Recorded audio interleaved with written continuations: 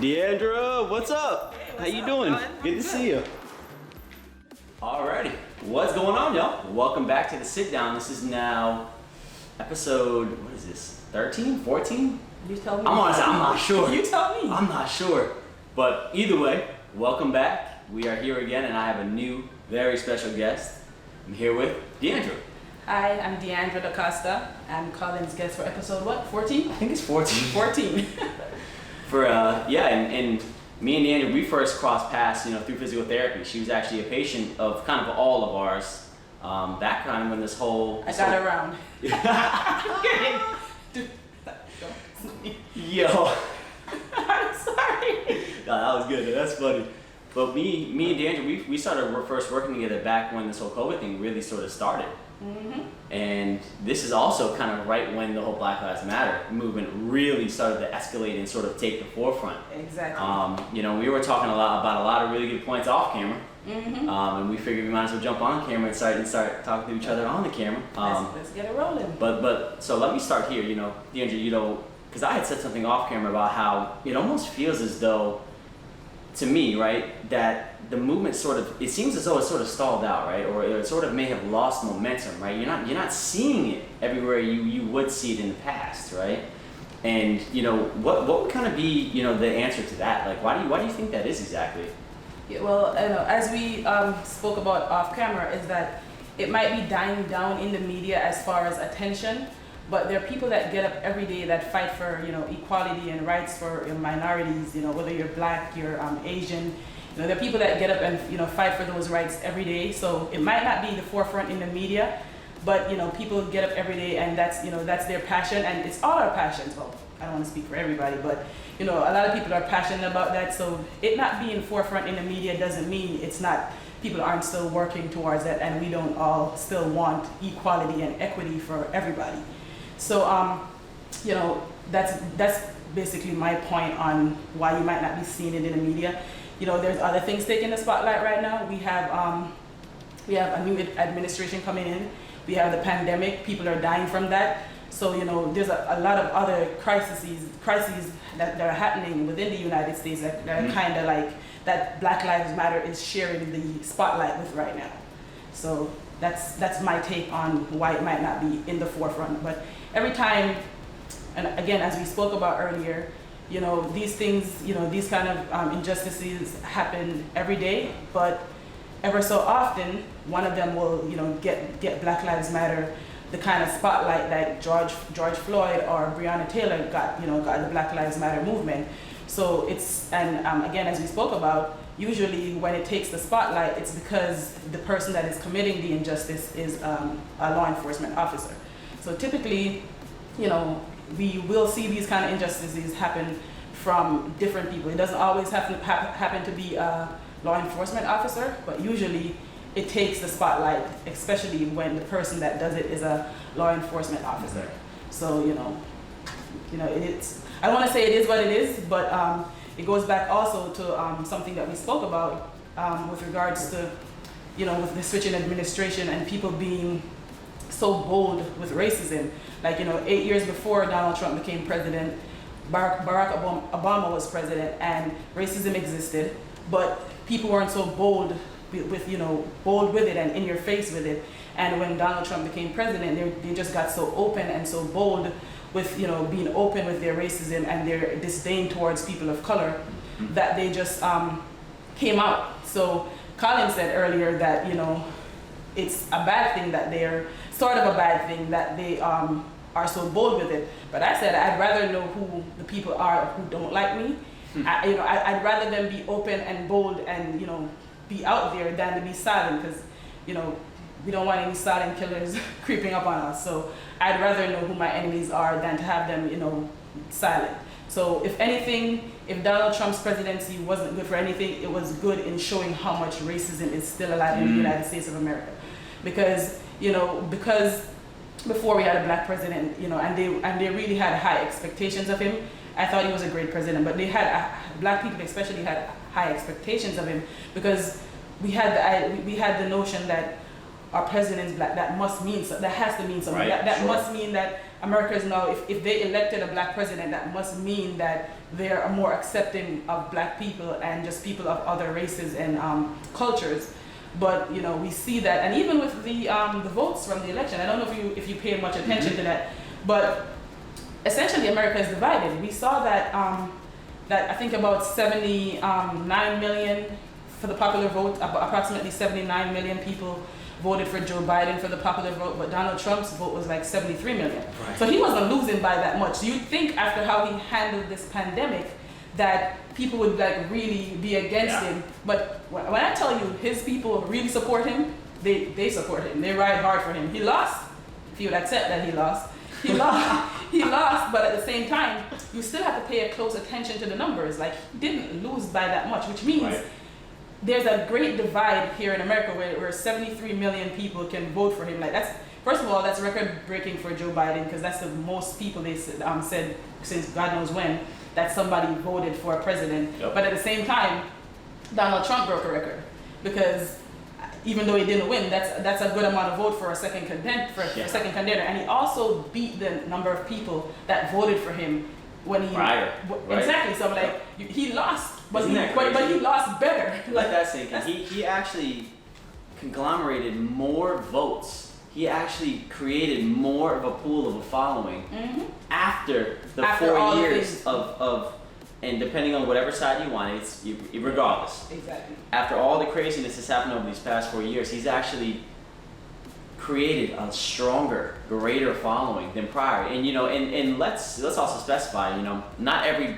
person that voted for Donald Trump likes what he does. Exactly. I know many people that voted for Donald Trump. I want to say that too. That did not support Donald Trump in terms of how he acts as a person. So let me get that clear first. Right? Yeah, I was actually going to touch on that, because I have a few friends that voted that way, and their main reason for voting that way, when they were thinking about taxes, they were thinking about, you know, economic growth for themselves. They weren't thinking that they don't agree with his views or his ways, but they're like, listen, man, you know, they have their own views, and they're like, listen, taxes, they're thinking about all these other reasons why, listen, he's good for us financially, he's good for our pockets. So, you know, and for me, I didn't necessarily agree with that, but that's their view. I don't hate them, you know, they're still my friends, they're still my family members.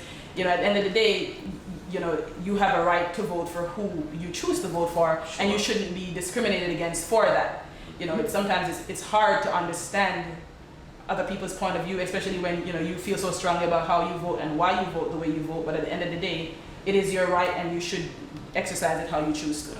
And I think one thing, you know, that was really kind of alarming, you know, about that kind of mindset that you talked about, Deidre, about how, you know, Donald Trump's, you know, methods would help me, you know, financially, you know, economically, you know, he would lower my taxes, this, that, such, and the other. You know, my mindset was, and again, I'm on the outside looking in with this whole thing, right? So I'm just trying to understand it.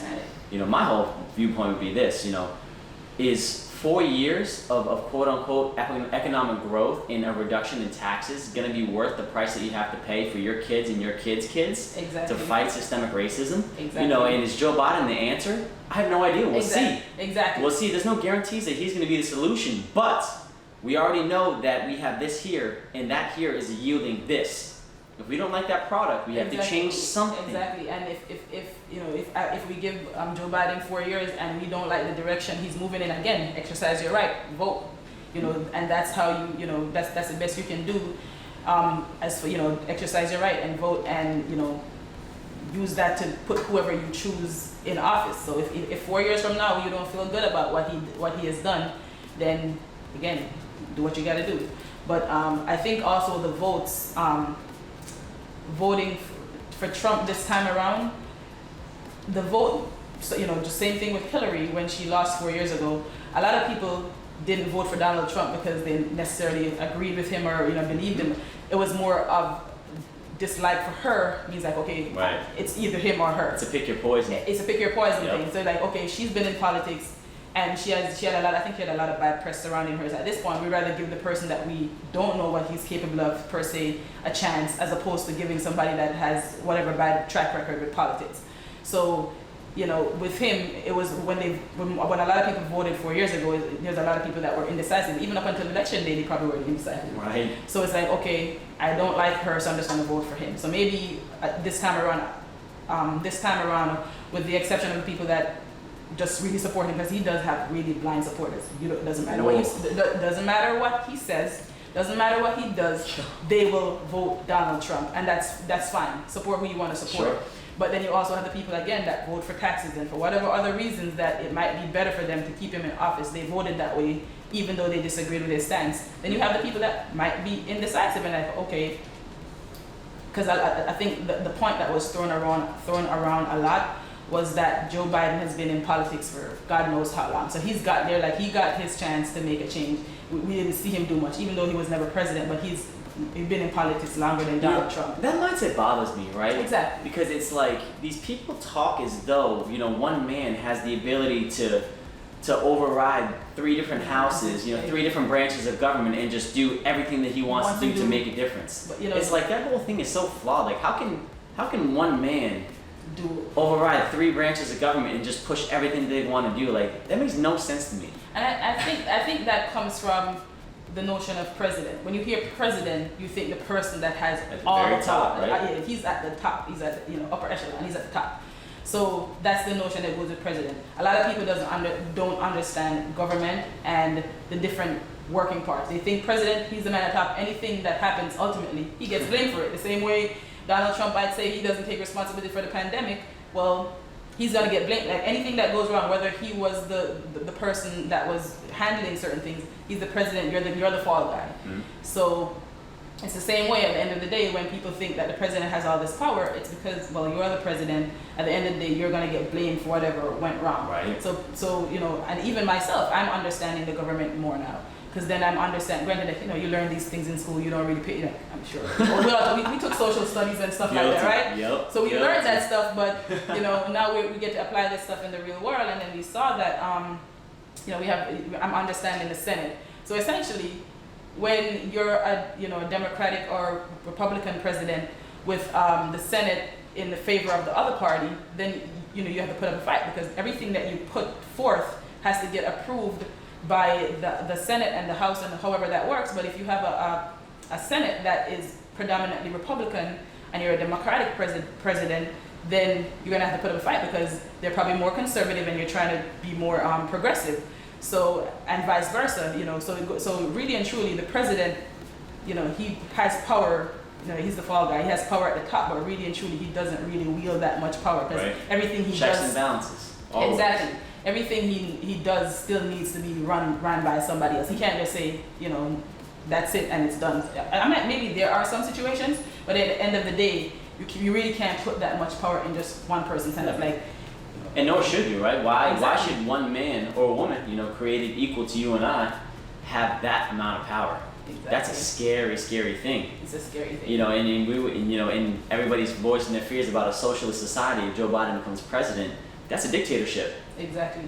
And it's like, you have Trump demanding to stop the count of votes, demanding to stop the count of X, Y, Z, but they're scared about a socialist country. That right there, that's a dictatorship. That's the same thing happening now. Like, imagine this guy's like, stop the count. You mean stop the count when you're still in the lead? We haven't counted everybody's votes yet. You're not, I think these past 4 years, he's also been the president for the people that voted for him, and not president of the United States.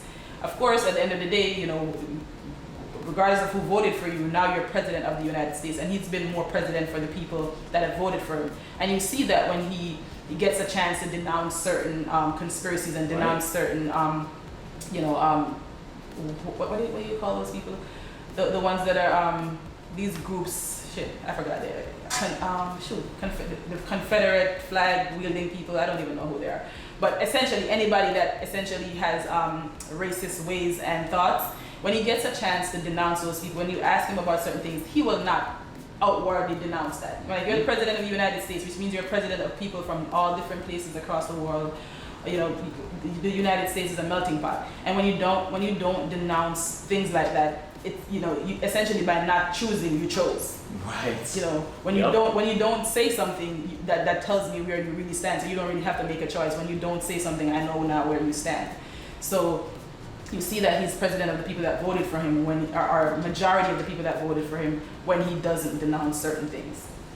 So that was big right there. when you don't denounce, you pretty much announce. Exactly. When you don't make a choice, that not making a choice is making a choice, essentially. And so, Deidre, to kind of close up this part, what's in terms of the whole, Black Lives Matter, do you feel like Biden is a step in the right direction in terms of, continuing to generate momentum, continuing to take steps in the right direction in terms of accomplishing, equal equity, equal representation, an equal life, an equal opportunities? I think I do believe so, especially when you see what our alternative is. It's either they're the two contenders right now, Donald Trump or Joe Biden, and we've seen what he's done for 4 years. And we can, if he multiplies, if we give him 4 more years for him to multiply on that, it really looks like it could only get worse. Right. Because when you have certain situations like the George Floyd situation, and you don't come out and outwardly, speak out against things like that, and he doesn't speak out. He wouldn't speak out against what I guess eventually he did. But I think everything also that Donald Trump does is for political gain. He used this entire pandemic. How do you politicize, distributing masks? How do you politicize somebody wearing a mask? How do you make that a political matter? That's a human rights matter. That's for people's lives to be saved. How do you make that now a Republican and a Democratic thing? Right. So he found a way to politicize, this entire pandemic. There were press releases that came out where they, heard him outwardly say things like, "Oh, I knew this was dangerous. I just didn't want to spook everybody." I'm like, well, that didn't help anybody because people were still spooked and people still died. So not saying anything didn't help anybody, and and I think there was another clip of him saying something of the stars that let the governors of the individual states handle the pandemic. Let them deal with their own problem. But as soon as things start getting better, I'm gonna slide in for the save and make it look like I'm opening back up the country. Literally, there are clips like that. So he literally made this a political matter. Instead of just trying to save lives as the president of the United States, he made it a political matter. So we can't know if Joe Biden is the right choice until we see what he does and if he actually acts on the things that he promised. But we also know what Donald Trump has done. Right. And that's all we can work with. That's all we have to work with right now is that we've seen what he has done, and him being president, I think, kind of backtracked us. We haven't seen racism this bold in years, and it's not that it hasn't existed. It has been there, but the way it came out, I feel like America is a progressive country. We're always, making steps forward, and I think his presidency kind of put us back, at least on the racial scale and the equality and the equity scale, as far as that goes. So, that's how I feel about, the options we have right now. Let's see what the other guy does. That's all we're down to right now. Yeah, and I think it's all we really can do, right? Exactly. Let's see what because like you said earlier, we know what option A is, and we don't really like it. So, exactly. Let's try option B and let's see. And is it guaranteed to be the answer? No, but I think a change at the top could potentially bleed down into a change at the bottom, right? Exactly. And that's what I'm hoping for, right? Yeah. And we see that because him being president, and the way he ran the country, we see that. We saw Absolutely. that it trickled all the way it's down. It's like a job, right? If you have a bad manager, you're gonna have bad employees. Yeah, It's the same concept in anything in life, and I think that's a perfect representation as to why we're seeing and you're experiencing, and we're fighting as a community through the stuff that we're fighting through. I never envisioned being at such civil turmoil and disturbance in my lifetime than we are right now. Exactly. You wouldn't think these kind of things would still be happening in America, but they are. Right. And when you do your research, I'm like, well, it was 50, 60 years ago when there was still segregation. It wasn't that long. I know people that are you work with older people. Right. You know people that are 60 and probably 70. They lived in that time, so it's not that long ago. We've come a long way. But when you really look at it, man, we really haven't come that far. It really isn't that long ago when people were segregated. Black people couldn't go to certain schools because and all these different things. You couldn't buy a home. You couldn't buy a home in certain neighborhoods. You couldn't get a home to buy it as a black person or a minority person. You couldn't buy homes, or banks wouldn't give you loans because of where you're from. So essentially, while and I don't want to sound racist because people think black people can't be racist, but anybody can be racist. So that's another thing. But I don't want to sound racist. But at the same time, while white people were building equity because they were able to afford to buy homes and pass those on to their children and their children's children and build generational wealth, black people were still stuck either being slaves or they were still like, while people were progressing, we were still being slaves, helping build America. But America was built on the backs of slaves. If they didn't have people doing free labor, they wouldn't have been able to. I probably am going too far. But if they didn't have people, like imagine being the owner of a business and have somebody to work for you for free. Somebody that actually does a good job. If they don't do a good job, you can make them do, like, listen, pick up the pace. Imagine having 400 to 500 years of somebody just working for you for free. So literally, no money comes out of your pocket for labor, and all you're doing is building yourself up, building your family up, while you have somebody else working for free. Like, man, where else can you get that but America? Where else can you get that? So, while white people were able to build equity and build generational wealth for themselves and for their family, we were like 400, imagine being 400, 500 years behind, and when we finally get a little bit of equality, so to speak, they're like, oh well, it's my fault why I'm not, like, oh, close the gap. I'm 400 years behind you, how am I going to catch you up? Right. Like, but literally they look at like, well, you're free, nothing happened to you. Like, when you were building equity, I was still literally 400 years trying to catch up, and every time we tried to catch up and every time we made progress, it was taken away from us. So it's rough, but it says a lot about people of color, because I know we often say black people as if we're the only people of color, but people of color can Asians from different backgrounds. So for people of color, I know it seems like it says a lot about us when we can, even after all those adversities, we're still here, we're still prevailing. It says a lot about us that we can still come up from that. So, we're resilient. Absolutely. And all right, guys, you heard it here first. That was, my goodness, that was amazing. I go off and rant sometimes, I'm sorry. Come on, let's keep it going. But alrighty, guys, that was episode 14.1 of the Sit Down with special guest Deidre. We're going to come back at you with 14.2, and I think what we're going to talk about is mental health, right? Because that was something with this whole COVID thing, mental health. I think it comes in a lot of different shapes, a lot of different forms. We're going to dive into that next, okay? But until then, we will see you guys later.